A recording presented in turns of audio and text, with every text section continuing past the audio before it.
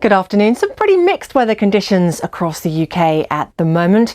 We're set to see things become more settled in the next few days, but through the early part of the new week, a bit of a shock to the system as Arctic air comes blasting back in once again.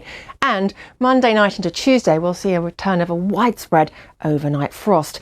Here's the cloud that's brought the rain for the London Marathon so far today. The centre of this area of low pressure drifting away eastwards. This band of showers coming in from the west, though, through the afternoon could bring some quite hefty thunderstorms across central and eastern areas of England, certainly potentially affecting those finishing in the hours ahead. Further north, some more persistent cloud across the northeast of Scotland, bringing in some rain.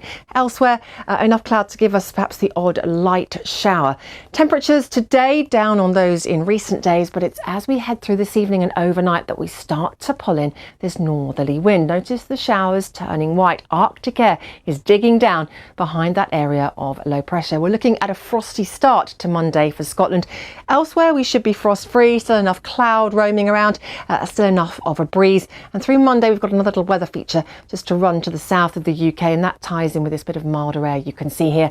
But there's the blue sinking south, the Arctic air working its way across the UK through Monday. Gales to the north and east of Scotland, the showers turning wintry even down to lower levels, perhaps a few getting down into the Pennines.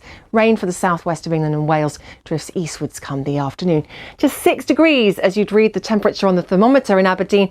Add on that wind though, and it's going to feel closer to freezing here. And then Monday night into Tuesday, as the low drifts away further eastwards, we start to see this ridge of high pressure building. That makes the winds fall lighter. Clear skies, a widespread frost the first thing on Tuesday, maybe even -5 in some Scottish glens. Could be some early fog.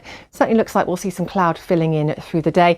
Temperatures just about making it into double figures. The wind perhaps a shade lighter than on Monday. The cold may not feel quite so biting, but the Arctic air is still with us under this finger of high pressure for Wednesday. So for many, again, another chilly day on Wednesday. Shouldn't be such a frosty start. We'll see some cloud filling in through the course of the day. Perhaps this thicker cloud here to the west, pushing in a bit of drizzle to the far southwest as the day comes to an end. Temperatures again somewhere in the 10 to 12 degree band. Wednesday into Thursday, it looks at the moment like this area of high pressure will drift away eastwards and start to allow us to pick up a more Atlantic influence to our weather once again, moving that Arctic air eventually out of the way. Still quite chilly, I think, for Scotland, though, especially early on Thursday, and then some quite persistent rain working its way into the south come Thursday afternoon, ushering in, though, the milder air. You may not notice it straight away, though, of course, with that rather wet weather arriving. Thursday into Friday, this whole system currently looks like it will drift away eastwards.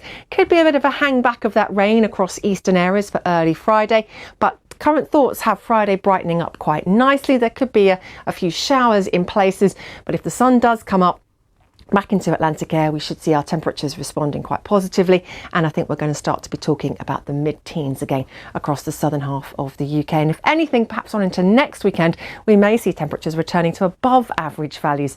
But in the short term, it's that cold snap for us all to contend with.